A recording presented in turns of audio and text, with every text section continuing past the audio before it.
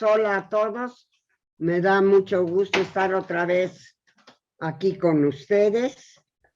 Y, pues son las 12 en punto. Estamos perfectos. Y precisamente creo que vamos a empezar con Juan Ricardo.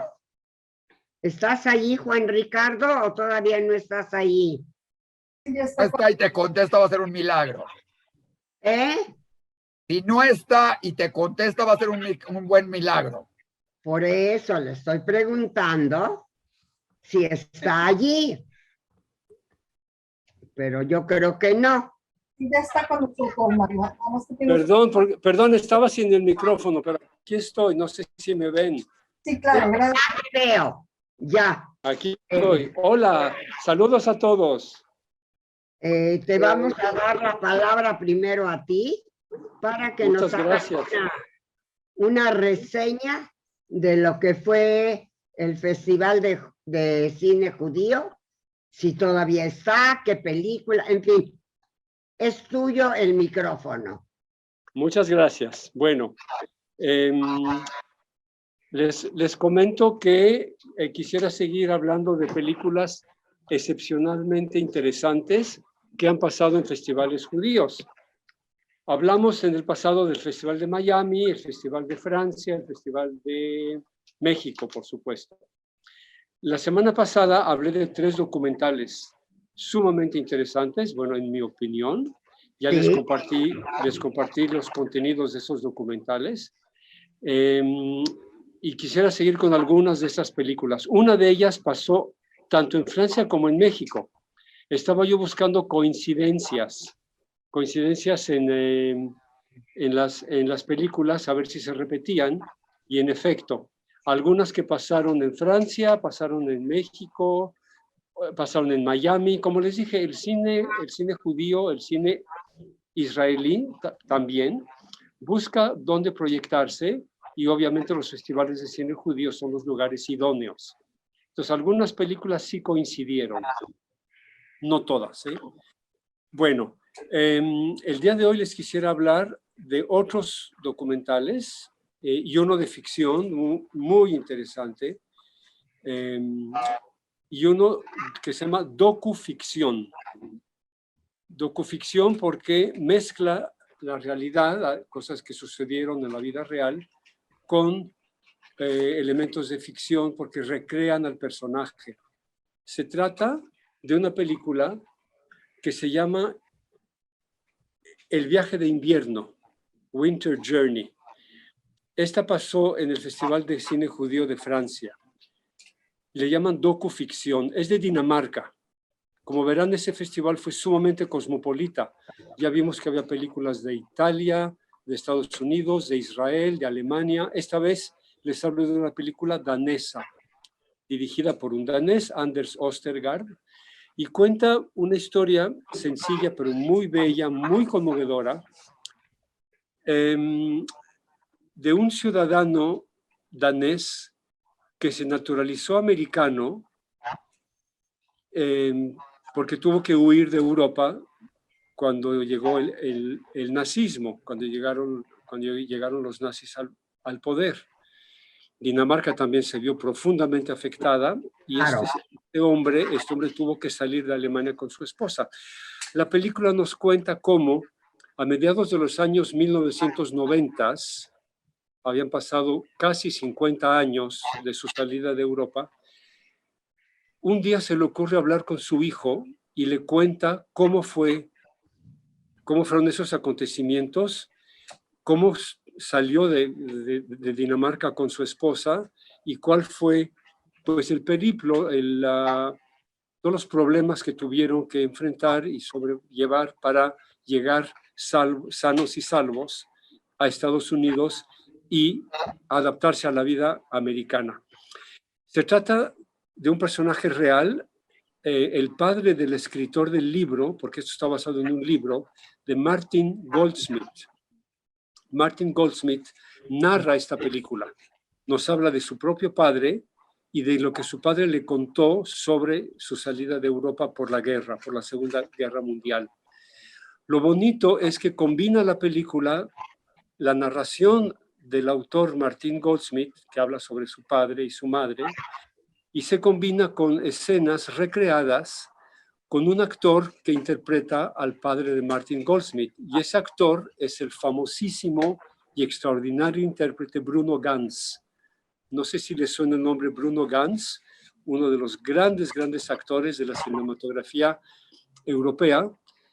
Trabajó en Alemania mucho, en Francia, en Italia, y aquí es su última película. Él falleció hace algunos años. La película es de 2019, debe ser el año en que falleció Bruno Ganz, y hace un papel extraordinario, muy conmovedor, representando a este señor que salió de Europa. Entonces, se combina la ficción con el actor Bruno Ganz, con documentos de archivo, con documentos de la familia, fotografías, pasaportes, etcétera. Es una mezcla de documental con ficción que está muy lograda y la película fue muy bien recibida. Entonces, si por ahí se les aparece Viaje de invierno, no se la pierdan. Juan Ricardo, Sí. ¿hay alguna posibilidad de ver esta película? No está programada para presentarse en México. Sí, ya pasó en México, ya pasó en el cine del Festival Judío de México. Es posible que esté, no estoy seguro, pero busquen en Cinépolis Click, que es una página de internet que tiene las películas de Cinépolis. Ya.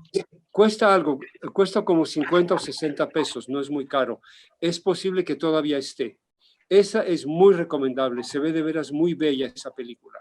Entonces, recuerden la página Cinépolis Click, ojalá todavía esté disponible. Muy bien, paso al siguiente documental. Esta vez es otra vez un documental de Estados Unidos llamado Las aventuras de Saul Bellow.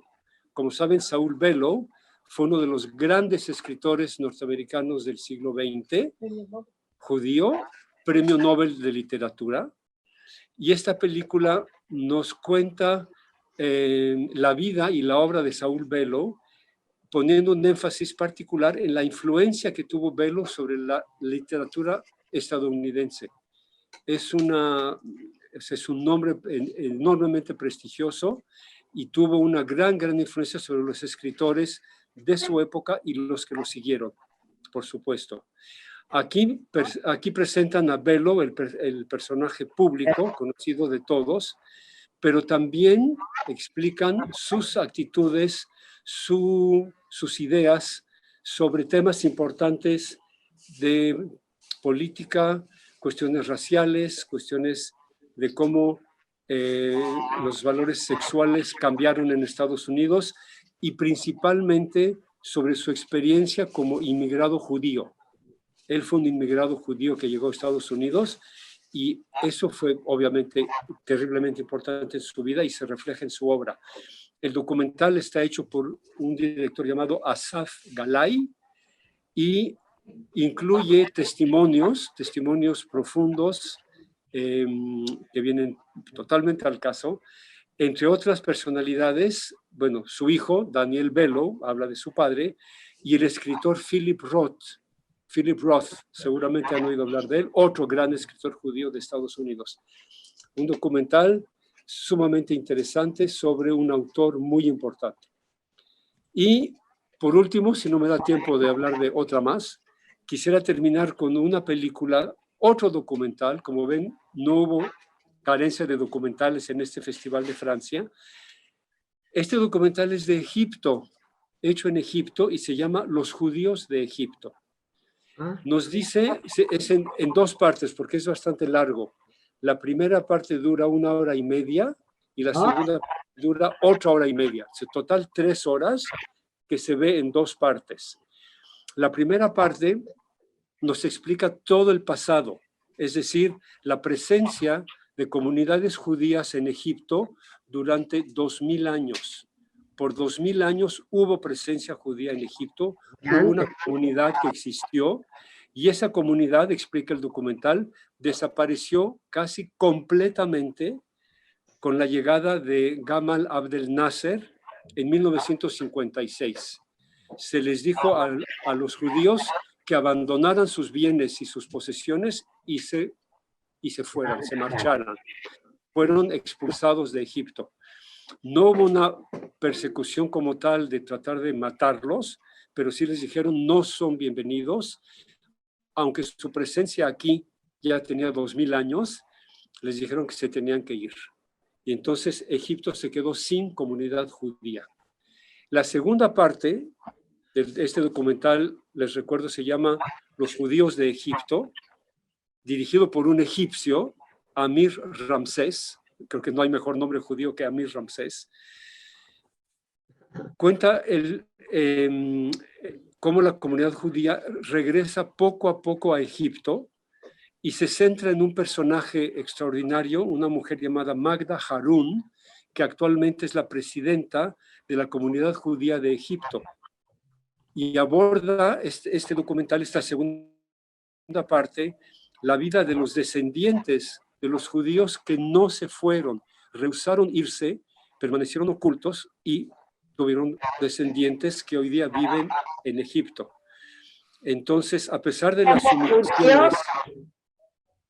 humillaciones y persecuciones, algunos se quedaron y está volviendo a aparecer una comunidad judía en Egipto, como digo, con la presidencia de la comunidad de esta mujer Magda Harun. Se me hace extraordinario que cineastas egipcios realicen un documental sobre comunidad judía en Egipto pasada y presente. Creo que vale mucho la pena saber que esto se hace, que esto existe, y felicidades a los festivales de cine judío por preocuparse en documentar estos hechos históricos, pasados y presentes, tan significativos para nosotros y para todo el mundo. Creo que con eso termino mi aportación de hoy. Ay, Juan Ricardo, muchísimas gracias. Yo lo que quisiera saber es si hay manera de acceder a este material. Hay que buscar en plataformas, tal vez algunos, si tuvieron éxito en los festivales, es posible que lleguen a Netflix, por ejemplo, o a Apple TV. Hay que estar pendiente. Si yo sé que pasan, enseguida les aviso, por supuesto. Ok, contamos contigo para que nos avises. Por supuesto que sí. Lo dices que suena tan interesante, pues lo menos que podemos hacer es tratar de verlo.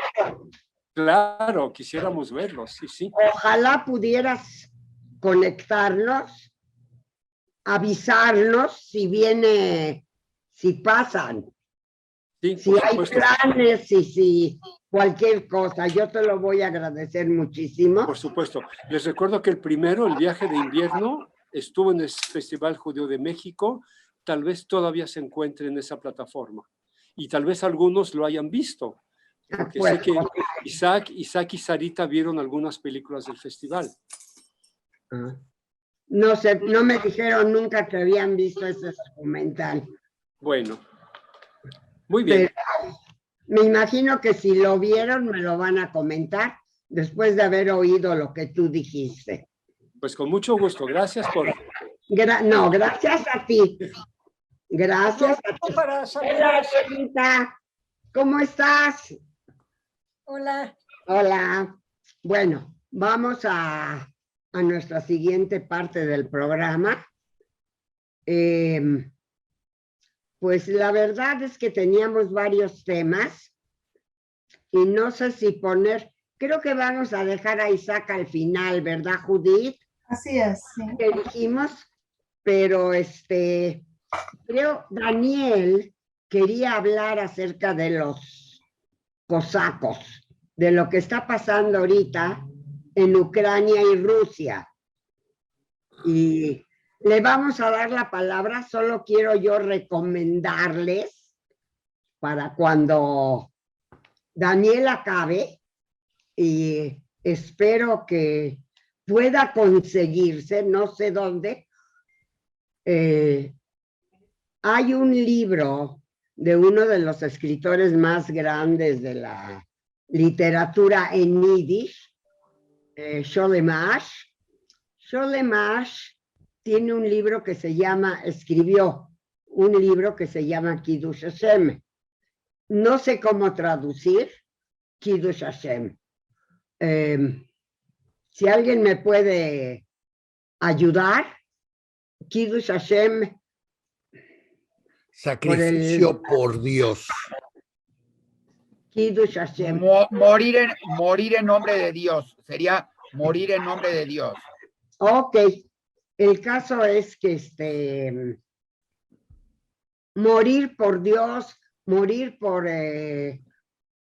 para mí es por ideas elevadas, pues. Si quieren llamarlo Dios, que sea Dios. Pero Kiddush Hashem es sacrificarse por un ideal. El caso es que en ese Kiddush Hashem, en ese libro, si alguien quiere leerlo, está traducido a todos los idiomas que yo sepa. Y en español, seguro. Yo estudiaba con mis alumnos el libro Kiddush Hashem en segundo de prepa, creo, o en primero, no me acuerdo. No, en segundo de prepa. Y ellos creían que me engañaban. Lo leían en español y lo comentábamos en yiddish, pero lo leían ellos y creían que me engañaban, que me hacían creer que lo leían en yiddish. Pero bueno, eso es otro punto. En ese libro, Kiddush Hashem, está descrito maravillosamente, porque si alguien escribía bonito era Sholemash.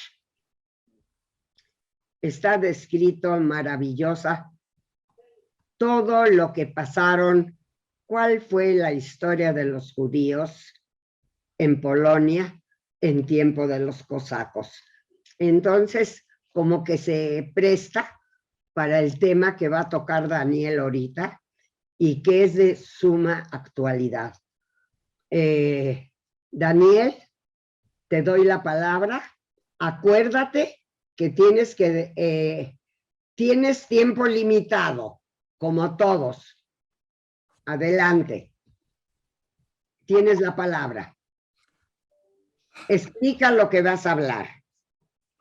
Vamos a hablar de Ucrania. Ok. Porque ahorita aparentemente ya está habiendo intercambio de pequeños balazos en las fronteras de Ucrania y Rusia. Y vamos a tratar de entender qué está pasando allá. Primero, notemos que el nombre del presidente de Ucrania es Volodymyr Zelensky.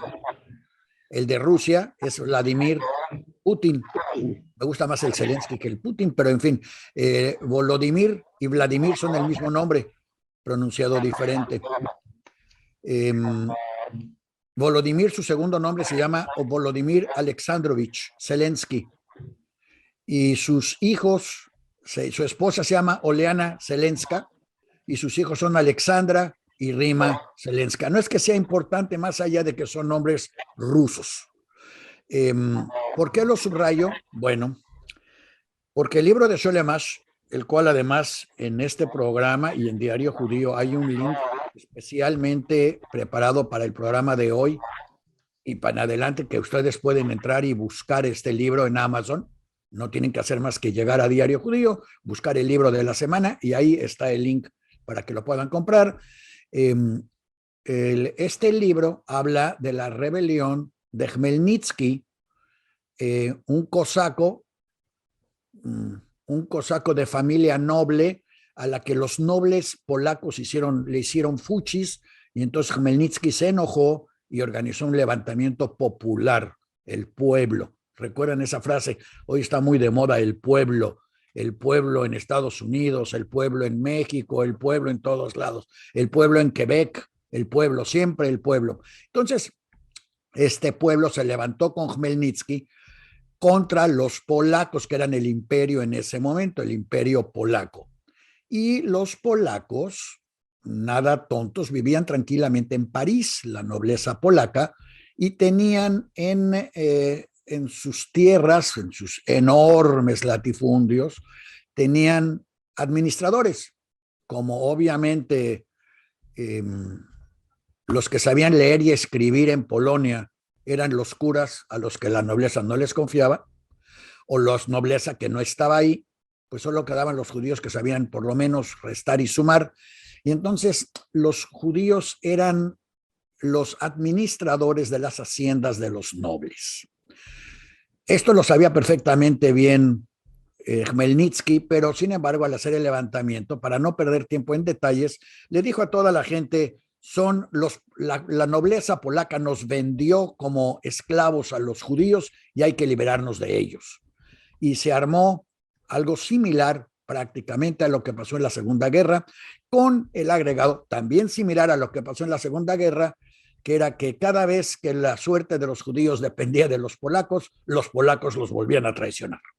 Esa es la historia de Kiddush Hashem y hay que leerla con cuidado, pero lo importante en este caso, volvamos otra vez, es que en este levantamiento, en el año 1648, esto es muy importante, 1648, Khmelnytsky se levantó contra los polacos, pero como no podía solo contra los polacos, se unió con los tártaros de Crimea. Fíjense cómo estamos repitiendo lo mismo de hace 380 años. Crimea es tártara, no es Ucrania.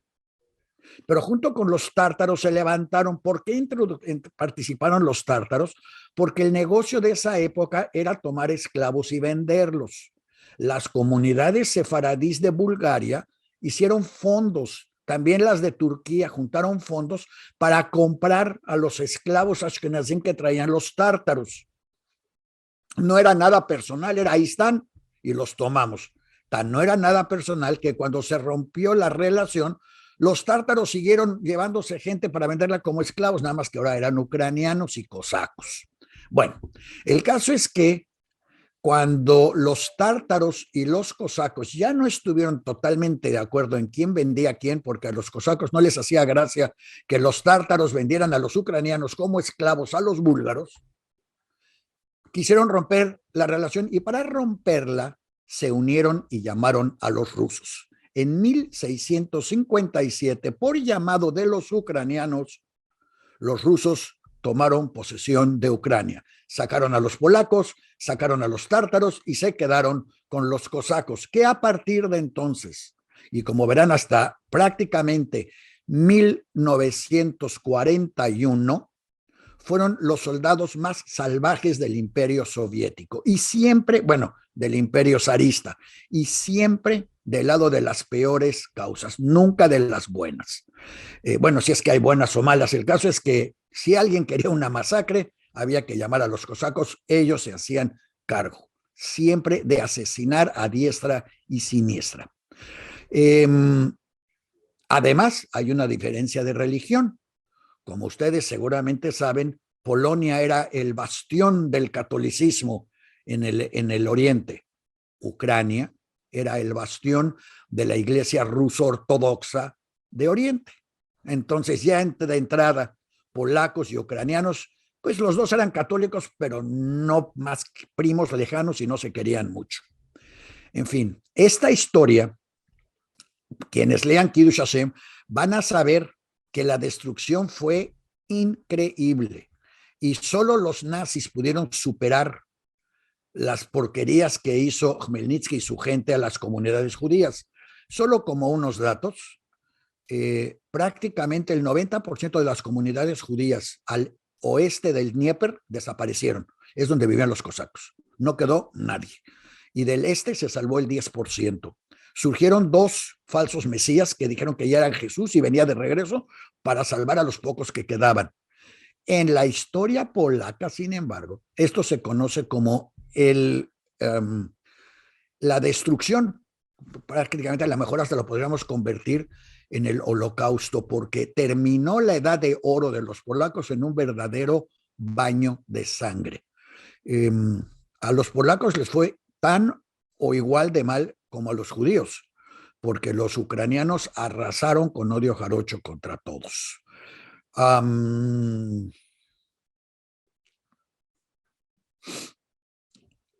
Cuando los judíos en 1569 lograron escapar, los que quedaban vivos hacia otros lugares, los cosacos eran ya los dueños de la región, los tátaros se quedaron como dueños de Crimea y como un estado vasallo de los otomanos al que después los rusos conquistarían también durante la Primera Guerra Mundial. Hasta aquí todo diría, bueno, lo que pasa en Ucrania casi lo tienen merecido, pero no. Fíjense que en 1900, después de la guerra ruso-polaca, pues siguieron chorrocientas mil guerras. Y quería yo darles este dato, no lo encontraba yo, pero ya lo encontré. De los 11 millones que se calcula que vivían en Polonia en aquella época, 4 millones murieron. O sea, el 30% de la población, que incluye católicos y de todo. O sea, realmente Khmelnytsky arrasó de manera salvaje con toda la región. A diferencia de la Segunda Guerra Mundial, la enorme cantidad de muertos fueron básicamente judíos y rusos y no polacos, aunque también hubo muchos polacos, pero no en estos porcentajes. En fin, lo importante, judíos murió 500,000. De los 4 millones, 500,000 era judío, que representaba casi el 80% de la población. Esas épocas, cómo las extrañamos, ¿verdad? Y las volvemos a repetir. En fin,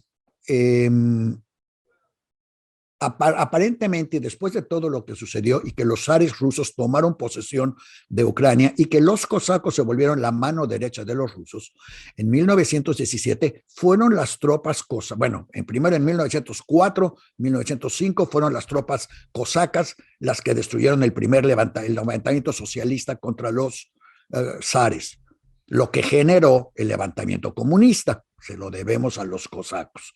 Y en 1917 fueron los cosacos los que armaron y levantaron el levantamiento y la resistencia contra los comunistas.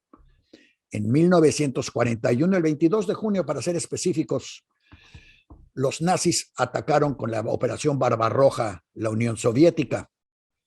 Y para Goebbels fue un regalo del cielo el que en el momento en que empezaba a invadir Rusia, los cosacos cambiaron de partido y se unieron a la Wehrmacht. En 1944, un decreto especial de Henry Himmler nombró al general Shkurov y a otros generales cosacos como jefes de la reserva de tropas y miembros de las SS alemanas, las cuales se ganaron gracias a las masacres especialmente de judíos que hicieron en Ucrania, Bielorrusia y toda la región de la que estamos oyendo hablar ahorita. Esto fue muy bueno que Himmler hiciera eso, porque al terminar la guerra, siempre llegan tarde estos cosacos aparentemente, al terminar la guerra, los ingleses entregaron a todos los cosacos que se habían refugiado en Austria, Alemania y las zonas de los Balcanes, los juntaron y se los mandaron de regreso a Rusia para que fueran juzgados como traidores a la patria. Es por demás decir que dentro de los que mandaron, se calcula que fueron entre 50,000 personas, en las que había 11,000 niños, mujeres y ancianos. Ninguno quedó vivo. ¿Por qué mencionamos esto? Porque la población de Ucrania ya no es de cosacos. Los cosacos la abandonaron después de la Segunda Guerra. La población de Ucrania es fundamentalmente de rusos y de ucranianos no cosacos, llamémosle así. Y eso nos trae al día de hoy. Hoy los rusos estaban exigiéndole a los americanos que respetaran o que crearan una neutralidad de Ucrania tipo la de Suiza, o sea, que ahí no iba a entrar bajo ningún concepto la OTAN, porque Ucrania desde hace 380 años es parte de Rusia y además es el puente de entrada a Moscú. Cuando Napoleón quiso invadir, tuvo que entrar por Ucrania. Cuando Hitler quiso invadir, entró por Ucrania. Si la OTAN quiere invadir, va a tener que entrar por Ucrania. Y lo que Putin está pidiendo, entre otras cosas, es la garantía de que eso no va a volver a suceder, porque como Ucrania ahorita no es parte de Rusia, no tiene manera de evitar que eso suceda. Y pidió las garantías de neutralidad que se firmaron en el Acuerdo de Minsk, pero que no se han respetado mayormente ni por los americanos ni por los ucranianos. Y lo que está sucediendo es casi desgraciadamente lo mismo que pasó en Irak. Yo no sé si ustedes saben que en Irak, unas horas antes de que empezara el ataque, el gobierno iraquí estaba convencido que los americanos no iban a invadir, porque un iraquí estaba todo el tiempo negociando con el con el Departamento de Estado americano, y el iraquí le decía, como hace un iraquí, si me das 10, te doy 5, te doy 8, te doy 4, y el pobre gringo no entendía nada, y solo dijo, a mí dime que te vas o que no te vas. Y el otro tratando de negociar, le decía, bueno, me voy, pero 4 pasos y me das $8. Y finalmente empezó la guerra por falta de entendimiento. Y después de la guerra, el que estaba a cargo de las negociaciones lo reconoció, que lo que pasa es que él no entendió para nada el idioma de negociación de los iraquíes. Tenían que haber traído a alguien que entendiera el mundo árabe para entender lo que les estaban diciendo. Y lo mismo está pasando ahorita con los rusos. No hay ningún americano de origen soviético o de origen ruso o que venga de la Unión Soviética que entienda la mentalidad de cómo negocian o hablan los rusos para llevar a cabo las negociaciones y saber qué le está diciendo realmente el otro lado. Dado eso, es perfectamente factible que los rusos sientan que tienen la necesidad de volver a entrar a Ucrania para proteger sus fronteras. Yo creo que Ucrania tiene el derecho de ser independiente, pero entiendo perfectamente bien. Piense usted si mañana, ahora sí, vamos a ser mexicanos y a cerrar todo este tema. Como buenos mexicanos, pues recordamos Texas y el Álamo, ¿se acuerdan? Y decimos que eran nuestros, nos los robaron, ¿se acuerdan? Y bueno, imagínense que ese levantamiento sin tanta sangre fue el de Khmelnytsky. Y los gringos entraron y tomaron posesión de Texas. Y Texas se declaró americano, igual que Ucrania se declaró parte del ejército ruso. Es más, Ucrania se llamaba Rus, era Rusia propiamente dicho. Y ahora, esto fue hace pocos años, esto no fue hace 380 años, y Ucrania es del mismo tamaño que Rusia, que Texas, perdón. Y ahora vamos a decirle a los gringos que nos los regresen.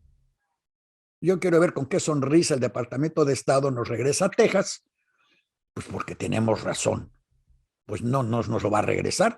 Ahora, lo estamos comprando, ya compramos la refinería, ya compramos la casa de Houston, vamos a tratar de comprar todo lo que podamos en Texas. Y una vez que compremos suficiente, vamos a declararlo independiente. ¿Qué cree usted que van a hacer los gringos si tratamos de hacer eso? Se nos van a venir encima. Porque aunque hayamos comprado casa por casa, todas las casas, y nombremos al joven embajador o gobernador, los gringos no lo van a permitir. Es exactamente lo que está pasando con Putin. Quiero creer que esta vez no va a haber una masacre. Quiero creer que los ucranianos van a tratar de defender el país, lo cual saben que no pueden hacer. Desafortunadamente, los más jóvenes, los más heroicos, van a morir en el asunto, porque son los que se van a parar enfrente de los tanques. Pero la realidad es que ellos dicen 48 horas, yo creo que están abusando. Yo creo que en 24 horas los rusos conquistan tranquilamente Ucrania, porque les van a cerrar les cierran el gas, les cierran la luz, se acaban las computadoras, no hay comunicaciones, tienen rodeado toda Ucrania por todos lados de soldados, la ocupan, la retoman, se acabó y no va a pasar absolutamente nada al día siguiente porque Ucrania no tiene ninguna importancia económica para el resto del mundo. La bolsa de valores, cuando ya se estabilice martes, el lunes no hay bolsa de valores, lo cual quiere decir que sería un buen día para invadir, y el martes o miércoles se estabiliza y todo el mundo se acabó la discusión y se les olvidó Ucrania, que no tuvo que haber sido una guerra, podía haber sido simplemente una declaración de neutralidad. Lo importante es que en la primera realmente hicieron pedazos a las comunidades judías. Hoy, los judíos de Ucrania, tanto los de origen ucraniano y ruso, como los de origen israelí que han emigrado masivamente a Ucrania, no quieren salir, no quieren que nadie los evacúe, quieren seguir viviendo en Ucrania como judíos. Y yo no creo que haya ningún problema en este aspecto. Espero realmente, creo que tampoco, ojalá no haya ninguna víctima en ningún lado en esta guerra, porque realmente, imagínense, si compramos todas las casas de Houston y declaramos la independencia, así nada más ya la declaramos, ¿qué chance tenemos para oponernos a una invasión del ejército americano con bombas, tanques y todo? No tenemos ningún chance. Entonces lo más sabio es decir, bueno, ahí está, ya tiré mi rifle, pásale y buena suerte. Que yo espero que si llegara a haber esa invasión, exactamente eso hagan los ucranianos, y creo que todo el mundo lo espera, porque por eso no hay soldados americanos adentro, ni nadie cerca, para evitar precisamente esa confrontación.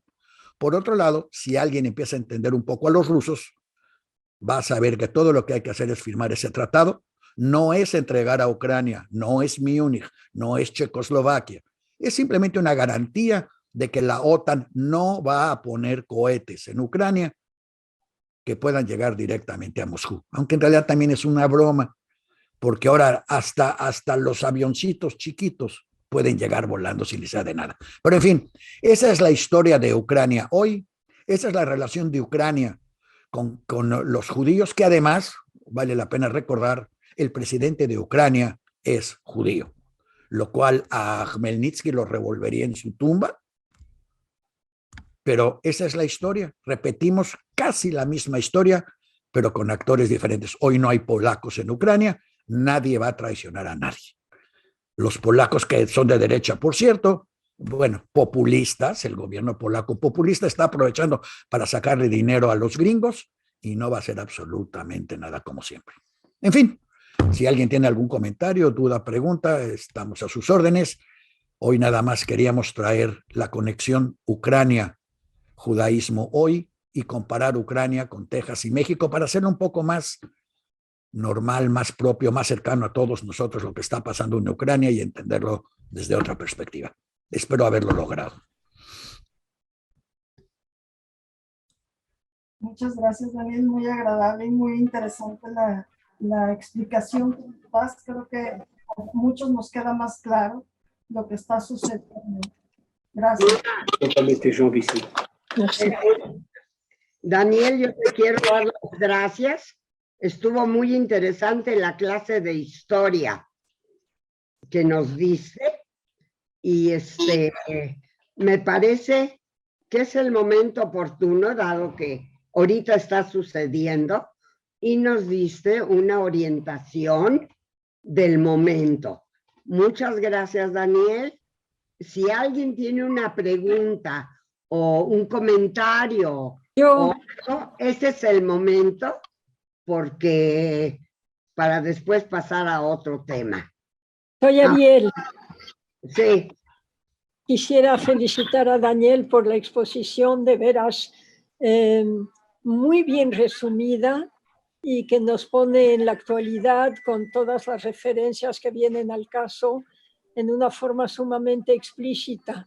Muchísimas gracias, Daniel. De veras una gran felicitación por tu exposición y además te agradecemos mucho. Gracias a ustedes por el tiempo y la paciencia. ¿Alguien más? Judith, ¿tú qué dices? De momento no veo a nadie levantando la mano, no tenemos comentarios, es que puedes continuar, Maya. Ok, entonces cambiamos de tema. Sí, adelante. Esta semana, ¿qué fue ayer? Antier, ya no me acuerdo cuándo. Creo que ayer. Ayer, ¿verdad? Hubo un programa que a mí en lo personal me interesó muchísimo.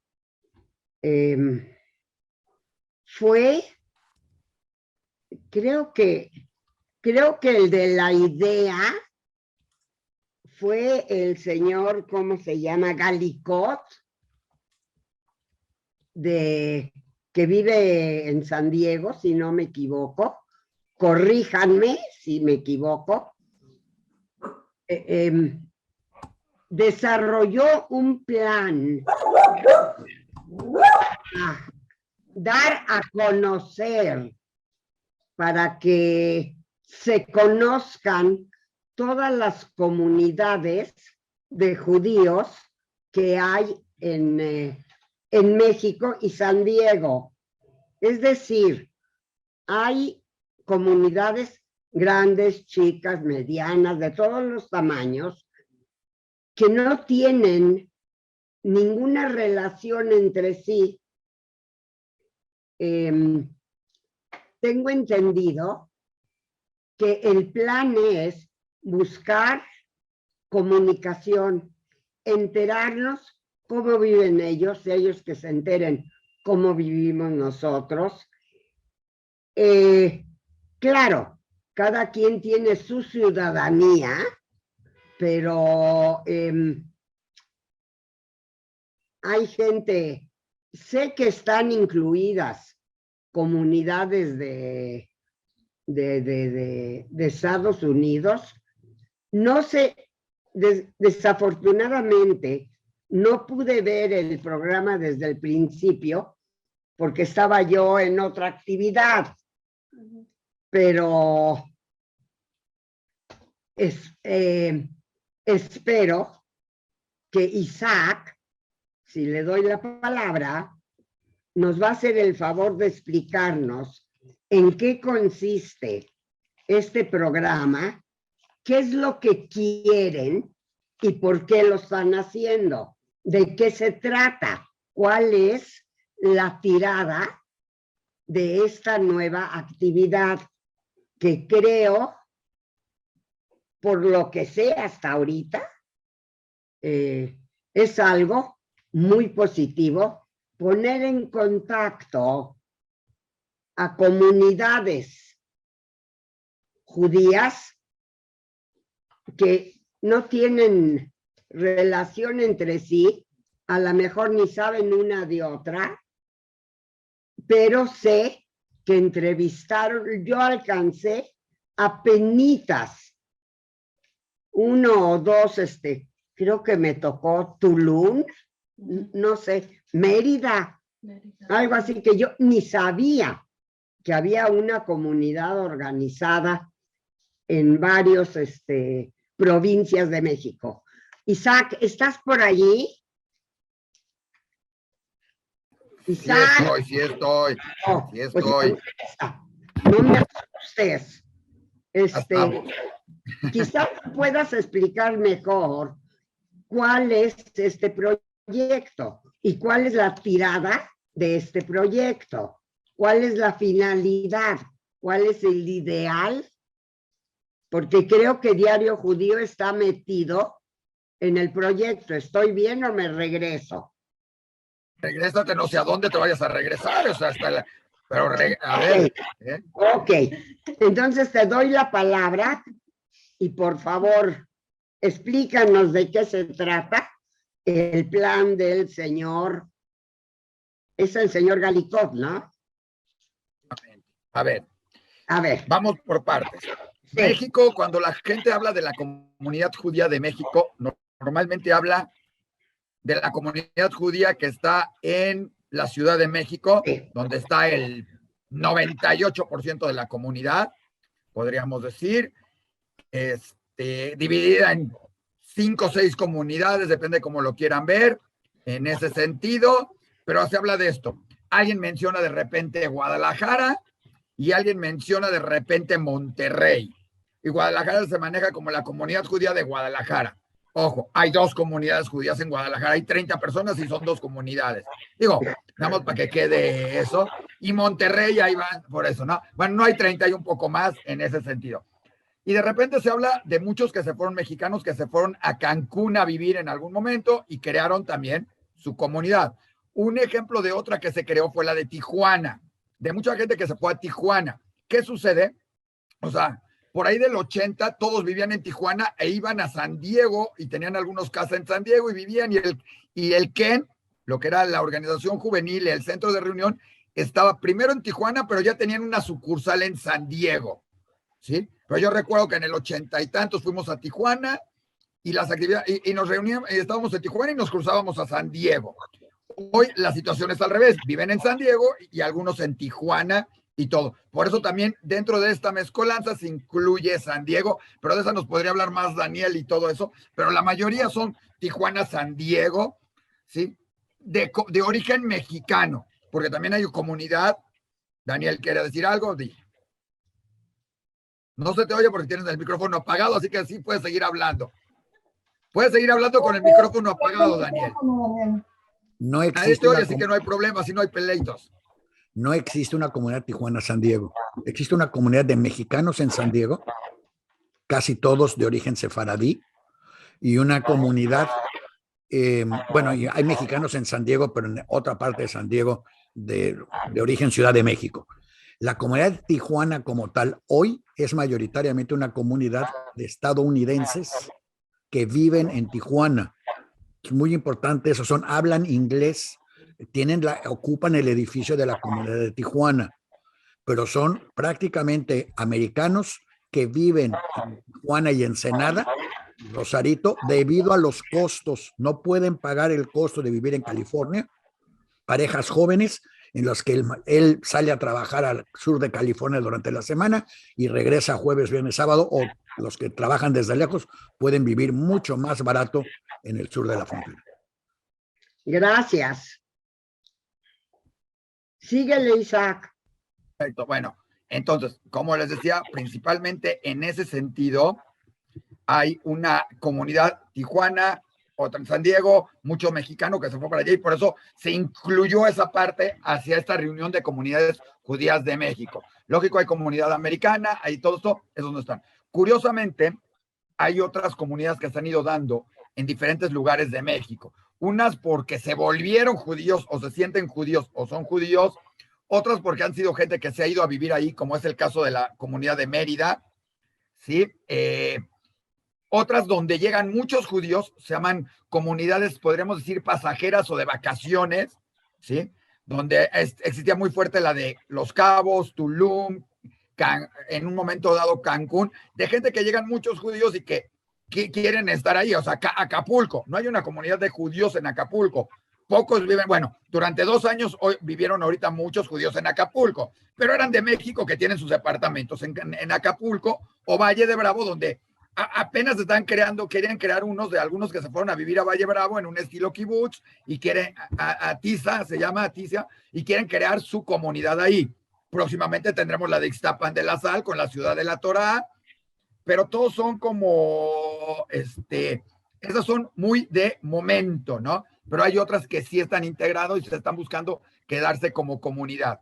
Hay muchas que están integradas por el rabino de Chabad, porque todos sabemos que Chabad tiene rabinos en todos lados donde haya algún judío que pase por ahí, ¿sí? Y por eso sabemos que en la luna no hay vida, por lo menos no hay vida judía, porque si no ya habría rabino de Chabad ahí, y en Marte todavía no hay ninguno, porque esos hay en todos lados. Pero como hay rabino de Chabad, ¿sí? Mucha gente llega. ¿Qué sucede? Hay muchos turistas o muchos mochileros que vienen de Israel, ¿sí? Y que van, por ejemplo, a San Cristóbal de las Casas, o van a Tulum, como decíamos, o van a otros lados, y pasan, y la costumbre es, bueno, voy a ir a buscar los de Chabad porque los de Chabad me van a ayudar, o me van a dar donde quedarme, o voy a tener comida, o voy a tener algo. Y es impresionante de dónde sacan comida kosher, cómo le hacen, pero es, o sea, si alguna vez viajan por el mundo y quieren ver y decir, ¿a dónde demonios llego y que me atiendan? Pregunten por los de Chabad. Va a haber alguien y los van a atender y están mucho en ese sentido, brindando ayuda. Entonces, aquí lo que hizo José Galicot fue tratar de darles un poquito de voz, que se conocieran entre las diferentes instituciones, que más gente conociera que existen estas comunidades. A algunos les pesa decirles comunidades, otros no les pueden decir comunidades porque, como dicen, no hay un templo, en muchos no hay un templo o rezan en una casa.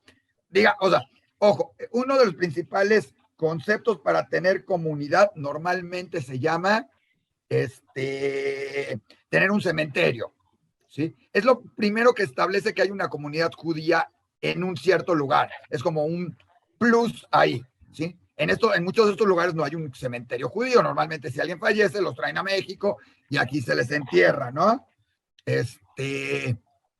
¿Sí? Entonces, estas comunidades no tienen un cementerio, entonces para muchos no son comunidad, para otros son porque ya tienen un rezo, otras están buscando un rabino, otras están buscando que se vayan jóvenes como Monterrey, que trata de llevar parejas nuevas. O sea, cuando se le preguntó al de Monterrey cuántos son, y creo que dijo 300, dijo, no, ya somos 348 o algo así. ¿Por qué? Porque vienen 4 parejas nuevas que llegan a Monterrey en algún momento. Entonces, definitivamente, estas parejas lo van creciendo. Entonces, se juntó y fue un encuentro para que hablaran 20 comunidades diferentes, nada más para darles ideas. Está la de Los Cabos, 2 de Cancún, sí, porque está la de Chabad y otra. Está la de Chula Vista, que es la de Tijuana, San Diego, Cozumel, 2 de Guadalajara, porque curiosamente en Guadalajara, como les decía, hay 2, que se separaron por motivo religioso. Unos son más ortodoxos, otros no, ¿sí? Isla Mujeres, La Paz, Mérida, Monterrey, Playa del Carmen, ¿sí? Puebla, Puerto Vallarta, ¿sí? San Cristóbal de las Casas, San Diego, San Miguel de Allende, San Miguel de Allende 2. San Miguel de Allende, sí. Hay 2 en San Miguel de Allende, porque una es una comunidad de gente que ha ido llegando de mexicanos a San Miguel de Allende y otra es una comunidad muy americana. San Miguel de Allende se convirtió para europeos y americanos en el lugar de retiro. Para esto, para muchos judíos que vienen y ahí se establecían en San Miguel de Allende por N cantidad de razones, les gustó y crearon lógicamente una comunidad judía muy americana que pertenecen a Estados Unidos y que alguna vez se trataron de acercar a la comunidad judía de México, pero van mucho más con la mentalidad americana, pero acá estuvieron como para estar integrados también, ¿sí? Estuvo San Miguel de Allende, la de Tijuana y la de Tulum, digamos por decirlos en orden alfabético. No se habló de las comunidades de México, de la Ciudad de México, lógicamente, porque lo que se busca es que estas comunidades entre sí también interactúen e intercambien opiniones de qué les sucede, ¿sí? Es muy difícil que ellas tengan un colegio judío porque son muy poquita gente, entonces tienen que integrarse en otro colegio judío, en otro colegio no judío. Algunas no pueden ni tener el rabino, más que el de Chabad o alguno. Algunos quieren tener rezos separadí, ashkenazí, algunos quieren tener integración, o sea, todos estos conceptos, otras son un poco más conservadores, otros son un poco más reformistas, unos pertenecen al movimiento, lo que se conoce como Masortí, que es el movimiento conservador o tradicionalista o reformista a nivel del mundo, ¿sí? Y que incluye a mucha gente, ¿sí? De matrimonio, lo que se conoce como mixto, por ser entre judío y no judío, en este sentido. Y entonces entran todas esas complicaciones, conflictos, discusiones, materiales. Muchos no tienen libros de rezo, entonces tienen que ver de dónde los sacan. Muchos no tienen dinero, muchos se fueron a vivir a Mérida porque Mérida es mucho más barato que vivir en la Ciudad de México. Y se fue, y es un lugar muy bonito, etcétera. Es más, nosotros en Diario Judío tenemos un programa que se llama Matrimonius. Se lo recomendamos, una pareja que se fue para allá con su hija, cómicos, y desde ahí están viviendo, trabajando, pero así como ellos hay varios que se han ido a Mérida a vivir y ahí se ha ido integrando. A lo mejor serán 20, 30, 40 parejas, pero probablemente en un futuro van a ir creciendo de alguna u otra manera. Y eso es lo que buscó el señor José Gálico, que entre todos hiciéramos, que entre todos fuera una comunidad, que se les conociera, que se supieran, ¿sí? Que todos somos del mismo pueblo, la misma comunidad mexicana, ¿sí? Judeo-mexicana, y que tienen puntos de encuentro en común. Entonces, ese fue lo que fue este encuentro. Cada una tuvo entre 3 y 5 minutos para hablar, platicar, exponer cómo era su comunidad, los demás oír y decir, esto puede ser. Y ahora viene la otra parte, que es ver qué se puede hacer con cada uno, qué se pueden integrar y cómo pueden trabajar más en beneficio de ellos en ese sentido. Para México, para la Ciudad de México ahí están, les podemos ayudar, pero están allá, ¿no? Entonces, es como lejano en esos sentidos, ¿no? Digo, espero haber dado un poco de vueltas y que nadie me haya entendido, pero espero que haya quedado menos claro que antes. Sí entendimos. No, digo, podías haber hablado más claro, pero sí entendimos y entendimos que algo que no había hace, digamos, 50 años, tantísimo judío, personas judías que quieren seguir siendo judías y que están repartidos en toda la República, lo cual dificulta que puedan llevar a cabo la tradición judía, costumbres judías, tener amigos judíos. Es decir, lo que hemos tratado durante toda nuestra historia, desde que perdimos 10 tribus, es decir, evitar la asimilación. Queremos perpetuar, queremos que siga existiendo el pueblo judío como tal. No sé si haya un comentario. Voy a hacer una aclaración todavía más curiosa de México. Sí. En la propia Ciudad de México, o sea, si en la propia Ciudad de México vivimos en ciertas zonas, los que viven a 13 kilómetros de distancia, en zonas donde no hay comunidad judía, en la propia Ciudad de México, ¿sí? los sentimos extraños. O sea, si alguien vive en la Roma, ya no decir Iztapalapa, por decir Tláhuac, o sea, el otro día hablábamos con la familia del doctor Moshinsky, que vivía por la universidad y se iba caminando a la UNAM. Pues, lógicamente no tenía interacción con la comunidad. Estamos hablando de 12, 13 kilómetros de distancia. Bueno, si con ellos, en parte, se les excluye o quedan separados de la comunidad en algunos sentidos, imagínense lo que es ya no a 13, sino a 200 kilómetros o a 1000 o a 2000 kilómetros de distancia en ese sentido. Entonces, por ahí todavía, para hacerlo todavía más extraño, o sea, no nada más vivimos en la Ciudad de México, sino que vivimos en un espacio chico relativamente de la Ciudad de México, ¿no? La verdad, mira, el Colegio Israelita de México, cuando se construyó, el primero fue en el centro, porque la mayoría estábamos en el centro, y luego se fueron a la colonia del Valle, porque la mayoría vivía por aquel lado, y con camiones se llegaba, en fin. Desde luego, tiene uno que irse adaptando. Y bueno, ya ven ahorita, yo me acuerdo cuando el Colegio Judío de México, el Colegio Israelita de México, pues se fue allá, lo que era el quinto infierno, era lejísimo. Quinto infierno. Era lejísimo donde se fue la Yiddish, y sin embargo, ahí está, y allí llegamos todos. Muchísimas gracias, Isaac, por habérmelo aclarado, porque yo de veras, me lo perdí. Lo que quiero saber, ¿está todo grabado para poder verlo completo? Me parece comercial, está en Diario Judío. Ok, para poder escuchar directamente a los representantes de todas las comunidades. Realmente es interesante escucharlos, porque aunque parece que tienen problemáticas similares, también tienen problemáticas diferentes, pero también incluyen muchas cosas. Entonces, es interesante ver cómo se formaron, por qué se formaron, qué está sucediendo con cada una de ellas, ¿no? Muchísimas gracias, Isaac.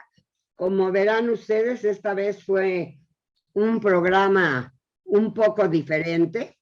La que menos participó fui yo, pero pues no importa. Espero que haya estado interesante. A mí en lo personal, debo decir que me encantó el programa. ¿Puedo comentar y preguntar? Así rápido, claro. rápido. Sí, a mí también se me hizo sumamente interesante. Quiero agradecer a Daniel primero, excelente exposición. Isaac también me gustó mucho. Yo no sabía todo esto. Me considero ahora más informado sobre las comunidades judías en México. A mí se me hizo muy clara la exposición y realmente interesante. Aprendí mucho y tengo una pregunta, especialmente para Isaac o el que quiera contestar. Este fenómeno de esta diversidad y esta dispersión de comunidades judías en México, en el país México, ¿se dará, supongo, de la misma manera en otros países? Por ejemplo, en Brasil, en Argentina. Isaac, tú estuviste en Colombia. ¿También tienen estas mini comunidades separadas unas de las otras? Realmente la única, o sea, Brasil sí tiene, pero tiene comunidades más fuertes y cada una es independiente. Sí, ahorita seguramente Daniel sabe más también, pero Brasil tiene, Argentina tenía muchas comunidades en diferentes ciudades, ¿sí? Pero estamos hablando que en Argentina llegaron a ser, si no me equivoco, alrededor de 800,000 judíos. O sea, cada uno. Estados Unidos no tienen estas comunidades, a lo mejor Daniel sabe, pero en Estados Unidos, por lo que yo tengo entendido, no se integran como lo es la comunidad judía de México. Cada uno perteneces a un templo, no perteneces a una comunidad. ¿A qué templo vas? Y de ahí haces tu congregación, tu comunidad y todo eso. O sea, es un sistema muy diferente. Europa, ni se diga, sucede lo mismo, pero también en Europa había mucha gente que se iba a ciertos poblados, a ciertas cosas. México es también una comunidad por el mismo país que se ha ido dando, ¿no? La gente migra a la Ciudad de México y así fueron migrando. Lo más curioso es que esto se dio desde que iban llegando los judíos a México, ¿sí? Los judíos llegaban a México por Veracruz y los subían a coches, los subían a camión o lo que fuera, y se los llevaban al camino a llegar a la Ciudad de México, ¿sí? Por diferentes factores, porque muchos podrían haber dicho, si llegaban por Veracruz, ¿cómo no se quedaron?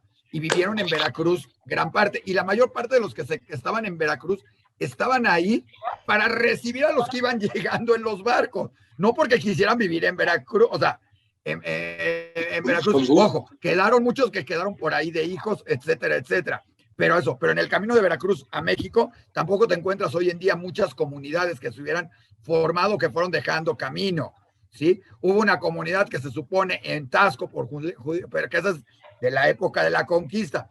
Monterrey fue formada por judíos, pero la mayor parte, todo el mundo se congregó en la Ciudad de México. Ojo, Cuernavaca tiene una población judía impresionante. Es más, si revisan las placas de coches, gran parte de la comunidad judía de México vive en Cuernavaca, pero no hay templos, más no hay una comunidad que se puede decir, es la comunidad judía de Cuernavaca. Pertenecemos a las comunidades judías de la Ciudad de México. O sea, soy Ashkenazí, Sefaradí, Maguen David, Monte Sinai, Bet Israel, Betel. Es más, hasta muchos de los que están afuera quieren pertenecer a alguna de estas 6 comunidades, no como una comunidad ente en Cancún, por decirlo. Daniel, ¿querías decir algo? Hay una diferencia de perspectiva. Sí. De acuerdo, primero, en México existe el Comité Central Israelita, Ajá. porque Lázaro Cárdenas, además de prohibir la inmigración a México de judíos, no quería saber que si este es sefaradí, que si este es turco, que si aquel es ruso. A mí no me hagan pelotas, quiero tratar con uno solo. Y exigió la creación del Comité Central como un fenómeno casi único en el mundo.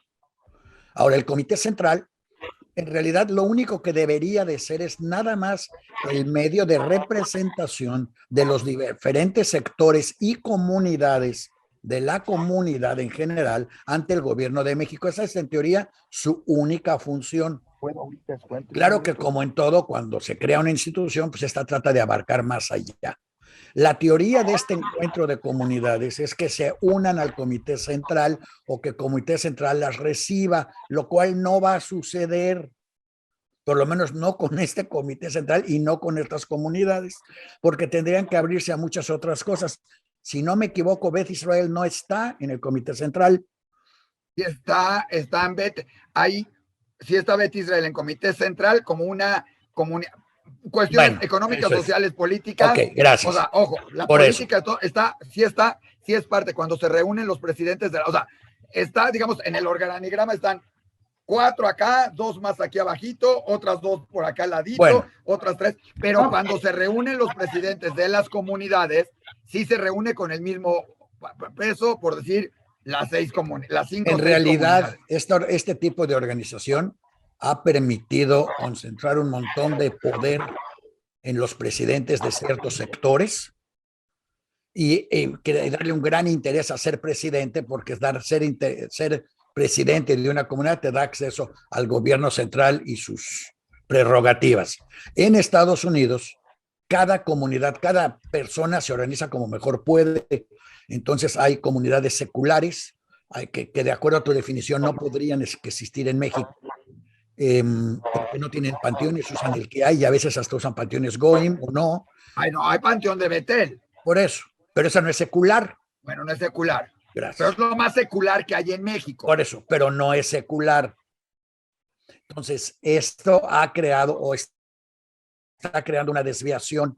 La mayor parte de las comunidades que trajeron en esta reunión son aquellas organizadas por franquicias de Chabad, que realmente los mejores organizadores para eso no hay nadie como Chabad. Son como perros que no sueltan su hueso maravillosamente bien, los organizan, los apoyan, los todo. Pero no pasan de ser un montón de organizaciones creadas por Chabad. Y en la de Taxco se creó una comunidad de Taxco americana con Jimmy, era el dueño del Hotel Aristos. Que sí hay una serie de comunidades y en su momento yo creo que va a terminar creándose, porque ya sucede que va a terminar creándose comunidades tipo americanas que no pertenezcan al Comité Central y que no les interese pertenecer en Comité Central porque no hay ningún beneficio para ellas en pertenecer al Comité Central. Pero ese es el punto. El punto es simplemente un punto de representación ante el gobierno mexicano y de control interno, creo yo. Y qué bueno que estén todas las chiquitas ahora expuestas y que la gente sepa que existen, porque si se van a cualquiera de estos pueblos, pues busquen a la comunidad y únanse a ellas. Hay pequeñas comunidades ahora en muchas partes y irán creciendo según la situación económica se vaya deteriorando en la Ciudad de México, o la situación ecológica, o la situación en los Estados Unidos. Porque no hay mejor forma de vivir como retirado en los Estados Unidos que yéndose a Taxco, a Cabos, a Cancún, a San Miguel de Allende, etcétera, y seguir viviendo ahí.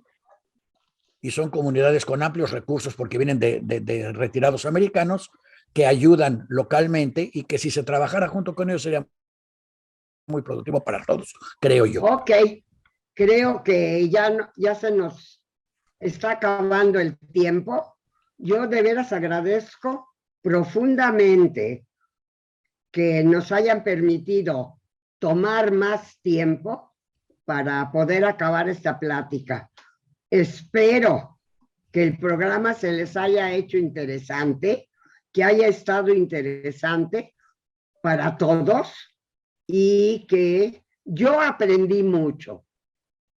Hay muchas cosas que yo no sabía y la verdad, si lo pienso, creo que es sumamente importante que tengamos contacto unos con otros, que trabajemos juntos y que nos ayudemos unos a otros. Sí, un último comentario, porque creo que ya nos pasamos de tiempo, ¿no?